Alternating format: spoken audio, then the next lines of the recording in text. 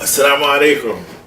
Again, my name is Ismail, and you know that it's a wonderful thing to leave that very difficult situation that you brothers are in and sisters, to be on the street and not have someone to tell you how to do everything, what to do, and to watch you 24 hours a day. And you know, I've met a lot of brothers over the last 15 years that I've been doing this, and before that as a volunteer. And I would say that there's so many brothers that are doing so well that you don't, you meet them and you know them and you forgot that they had ever been in prison. You know, you forgot. You don't think of them. They're just part of the community. And some of them own businesses. I was thinking of a brother he's got several of those big dump trucks, that he's been able to get him to buy for himself in the last, since he's been out for the last few years. And there was another brother who came and he's opened a janitorial service, and he came to the masjid and hired a couple of people who started work this past Monday for him as cleaning up different buildings. There's another brother who saved his money while he was on work release. While he was in work release, he saved his money, and as a barbershop, he worked in a barbershop, he saved his money, and he ended up buying the barbershop. Honestly, he bought the barbershop after spending a year in work release while he was, he saved his money. These are some of the things that you can do. Save your money. You get a little bit of money, save it. Don't waste it, save it. Save as much money as you can. If you get a job, save as much money as you can. Don't, you don't want to start off and burden yourself with, the woman and the car payment and all this other stuff. Save your money, because one thing, if they don't give you a job, you have to make a job for yourself. And a lot of us came through the Nation of Islam, the old black Muslim movement. And one positive thing that they taught people to do was to do for self. If they don't give you a job, you make a business. You start a business. You start with what you had. And a lot of us went out, we started selling incense and oils. A lot of us sold earrings. A lot of us sold different things. They sold newspapers. They sold all sorts of things in order to make an honest living. And you have to start somewhere in order to make that honest living. And you don't know where you're going to end up. Because, that's why I say you need to make a plan. A plan that's going to be a short-term goals and medium range and long-term, and where you want to go, and you want to see how well you're coming about your plan, how you're working your plan. And alhamdulillah, man, we meet our brothers, and now they're married, they got families, they got children going to Islamic school, they got children learning the Quran, and they're not thinking about going back to that system. They're not thinking about going back to that system. And that can happen to every last one of our brothers. If you're a Muslim, if you believe in Allah, and you believe in the last day, then your behavior should act accordingly. And that accordingly should make you successful. Remember, Islam came to make you successful. It came to make us all successful, not only in the hereafter, but in this life too. That it says that we want to be successful. We say, make us successful in this life and in the life in the hereafter, and spare us from the torment of the hellfire. So there's great rewards, brothers and sisters. There's great rewards, there's great benefit, and there's a lot of people out here that are going to help you.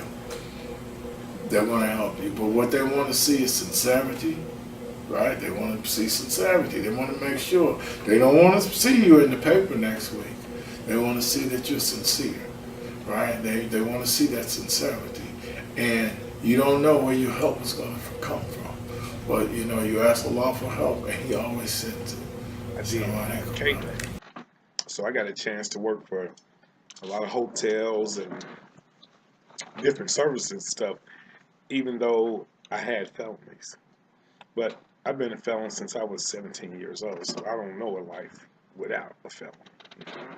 I was hard headed as a kid, but since then, I prepared myself.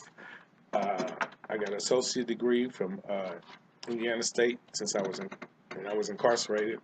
I got an associate degree in home technology integration since I've been out, and I'm part ways through an associate degree in network administration at Ivy Tech. And I'm in the process of starting a business, an alarm company. I just went through a fast track program with Hoofman, and they teach people to write business plans. I'm working with the City Business Owners Initiative. I take classes at the small business associations. There are a lot of people telling me, you can't do that, or you can't do this, or whatever.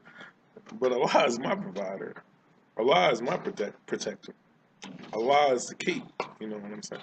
And so through Allah, anything is possible. My name is Curtis, and I'm striving on Surat al-Mustaqim. Volunteer. I've been a volunteer tester, counselor, and advocate for people with or at risk of HIV and AIDS. I'm involved with a group called Circles that help people rapport. Us volunteering at the food pantry or just whenever I can, you know. I'm getting out of my old circle. I'm getting into a new circle. I'm networking with different people. I'm learning new things, and I'm trying new things, you know. But I have to be an asset to my community. I try to be in positive and productive atmospheres now, rather than in the negative atmospheres, you know. And it's funny because I don't even enjoy the same thing anymore. You know what I'm saying? I like sitting around the mosque, talking to the brothers about Islam, learning about it. Love their enthusiasm. Hanging out, going to the club. I ain't been to the club in years. You know, I've been blessed to marry, even though um, I'm a BKA, below the knee amputee. God is just amazing in my life, you know. But the one thing about it is that I have to have a focused participation in the way I want my life to grow. Assalamu alaikum. And war. When I got out, I actually got hired at Miteki. I was the determined, crazy Muslim guy that walked in there with a toolbox and told him I'm gonna work for 3 weeks for free. And then once he realized that I was serious and started working for the first 2 days, he hired me. So I was working for Miteki for a good 6-7 months. And once again, I will tell you a situation. I was the only felon in there.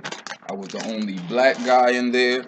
And I was the only one who didn't use drugs and alcohol in there. So you being a felon does not make you the evil guy. and in that situation, I had to choose because they was bringing. Never mind. Let me stop. But okay, stop a lot. That's a. But anyway, I should have named their name. But anyway, what I did after I got that job, I actually was saving my money because I knew in my spirit I always was an entrepreneur. So eventually, I ended up buying a gang of oils, as well as got connected to places that actually allowed me to sell items. And I started my own business, oil business, as well as actually a payment plan business, payment business, in which also I sell cars. Inshallah, I can advance that. But then I also helped start a non-profit organization in which that helped generate some money for myself. Give back, brothers. So once again, I'm a merchant entrepreneur. I work on cars, gotta have a trade, but so I actually an entrepreneur, started my own business, and that helped me in this striving. And inshallah, I be getting bigger every year. So, I mean, personally, as a background, really never worked so I always had that entrepreneur spirit. Instead of me selling drugs now, I use that same spirit to sell something that's halal, legal, pay taxes, productive citizen.